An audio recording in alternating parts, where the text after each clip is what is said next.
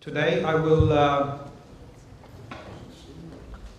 through my presentation, I will try to answer a few of the questions you might have about OceanSaver US Coast Guard type approved product, how our electrodialysis technology is different from a conventional electrolysis processes, and also a couple of key retrofit lessons we have learned over the years, and in the end how OceanSaver can assist in retrofit financing. OceanSaver, a Norwegian company, started in 2003.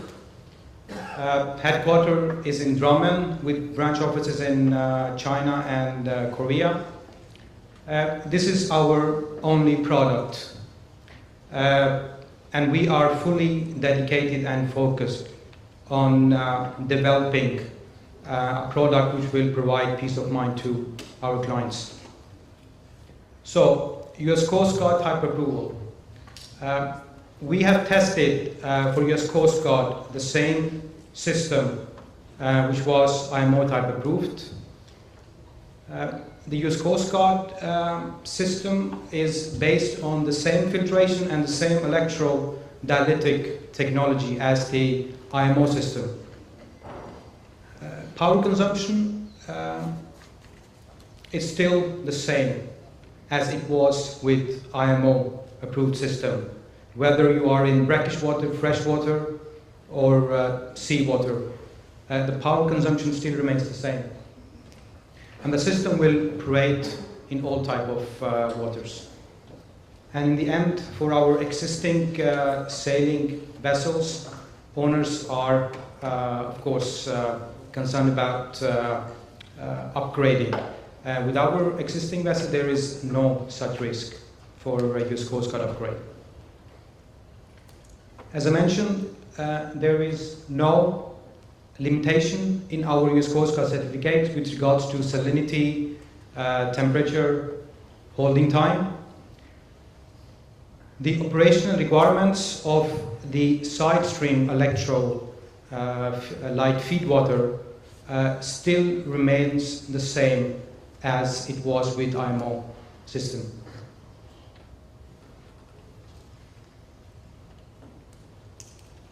So the technology itself, filtration and side stream electrodialysis with our patented cell membrane technology. So the way it's working, when you start ballasting, it will go through a filter.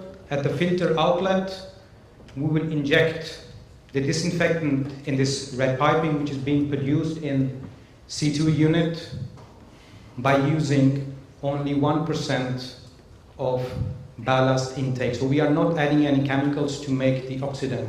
We are only using 1% of seawater running into the C2 unit and making the oxidant. Salinity and temperature, as we all know, are two factors which impact all electrochlorination processes. So by having a heater as a part of standard scope and also a storage tank solution, these two matters are covered. During deballasting, no treatment is required. The system is bypassed, but the discharge water, the TRO level in discharge water has to be monitored according to IMO and US Coast Guard discharge standards. So the technology, why is it different from conventional electrochlorination processes? As I said, we have our own patented membrane between anode and cathodes. And what it does, it gives us additional benefits with regards to OPEX and increased safety. How? The system is not a fixed dosage. The system has a self-adjusted oxidant generation and dosage according to the local water conditions. By using that, we are optimizing power consumption. So, as an operator, you are not burning equal amount of fuel all the time to make the oxidant. And the TRO has a very short half-life.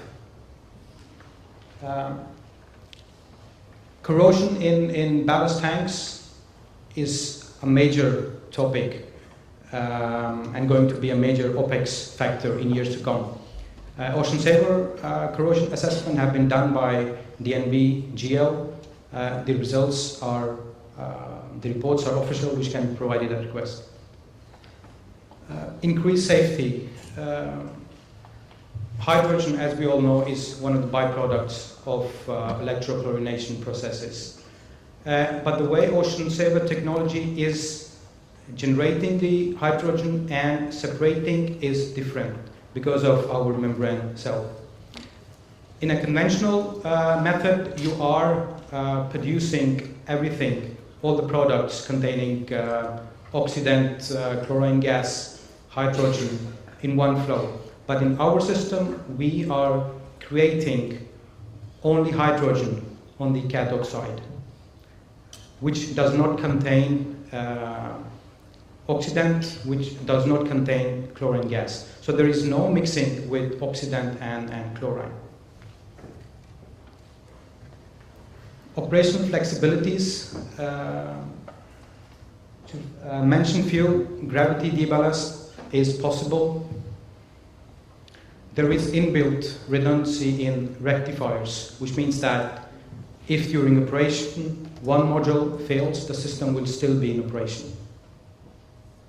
Intermediate pause functionality in the system, which ensures that you don't need to shut down the system for multiple ballasting operation at multiple ports.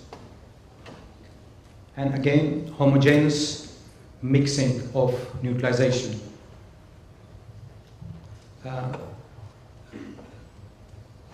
Briefly, typical installation layouts on different type of vessels. Vessel with pump room, EX approved filters in the pump room, and the remaining components can be placed anywhere else in the engine room. Okay, retrofit experiences, lessons, there are many. But I'm quite surprised that, I don't know if Scandinavians think alike, but what I have got on my screen is what DNV and Alfa Laval has already covered.